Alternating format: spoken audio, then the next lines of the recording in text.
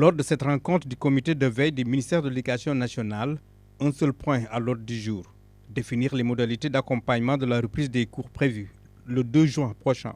Dès l'option pour un scénario du 2, on a mis en place l'ensemble des mesures qu'il faut prendre pour que cette option-là soit bien matérialisée. C'est-à-dire en termes d'accompagnement des écoles, en termes d'organisation pédagogique, en termes de dotation en matériel et en kit, mais surtout en termes de contenu pédagogique à mettre à la disposition des acteurs, surtout du niveau déconcentré.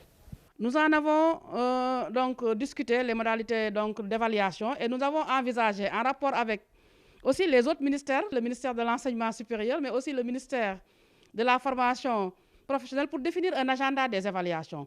Et nous avons retenu véritablement des dates de manière consensuelle qui vont nous permettre de dérouler l'examen du CFE, l'examen du BFM et même l'examen du bac. Une reprise des enseignements-apprentissages dans un contexte de Covid-19 nécessite de larges concertations. Le ministre aussi a décidé de mettre en place un comité interministériel composé des différents départements ministériels concernés par cette rentrée. Il s'agit des ministères de l'Intérieur, de la Santé, mais aussi des transports, parce qu'il faut des mesures aussi pour accompagner les élèves, l'environnement, entre autres.